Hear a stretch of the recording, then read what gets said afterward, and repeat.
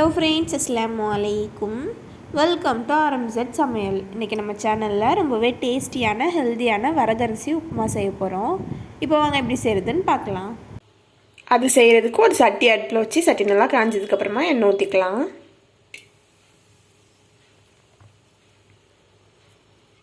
எண்ணெய் நல்லா காஞ்சி வந்ததுக்கப்புறமா கடுகு போட்டுடலாம்.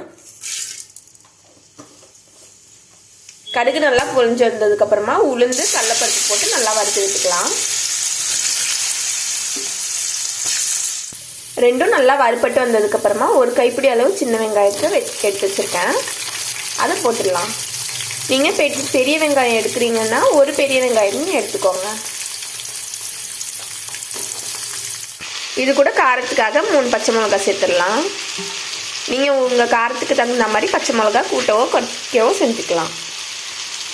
இது கூட கருவேப்பிலையும் சேர்த்துடலாம்.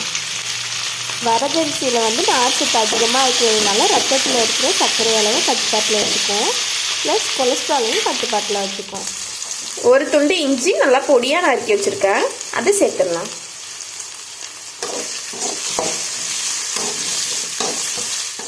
இது கூட நறுக்கி வச்சுருக்க மீடியம் சைஸ் 2 தக்காளியை போட்டுடலாம். தக்காளி ஓரளவு வதங்கி வரட்டும். தக்காளி ஓரளவு வதங்கினதுக்கப்புறமா பொடி பொடியாக நறுக்கி வச்சுருக்க பீன்ஸ் போட்டுடலாம். இதுக்கு தக்காளி நல்லா மசியாக வதங்கணுன்ற அவசியம்லாம் கிடையாது, லைட்டாக வதங்கினாலே போதும். இது கூட கேரட்டையும் சேர்த்துடலாம்.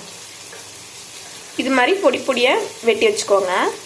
இது கூட ஒரு கைப்பிடி பட்டாணி சேர்த்துடலாம். நான் ஃப்ரெஷ் பட்டாணி சேர்த்துருக்கேன். நீங்கள் காஞ்ச பட்டாணி சேர்க்குற மாதிரி இருந்துச்சுன்னா ஊற வச்சு வேக வச்சு சேர்த்துக்கோங்க.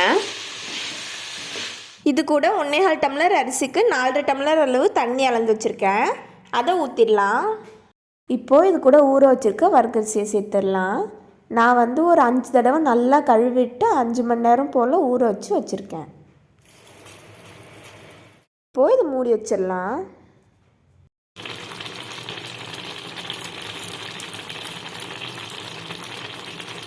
இப்போது கடைசியாக மல்லியில தூவி இறக்கிடலாம். அவ்வளோதான், ரொம்பவே டேஸ்டியான ஹெல்த்தியான வரகரிசி உப்புமா ரெடி ஆயிடுச்சு. இது மாதிரி நீங்களும் உங்கள் வீட்டில் செஞ்சு பார்த்துட்டு எப்படி இருந்துச்சுன்றதை கமெண்ட்டில் சொல்லுங்கள். இந்த வீடியோ உங்களுக்கு பிடிச்சிருந்தா லைக் பண்ணுங்கள், ஷேர் பண்ணுங்கள், மறக்காம சேனலை சப்ஸ்கிரைப் பண்ணிவிட்டு பக்கத்தில் உள்ள பெல் ஐக்கானையும் கிளிக் பண்ணிவிடுங்க. பாய்.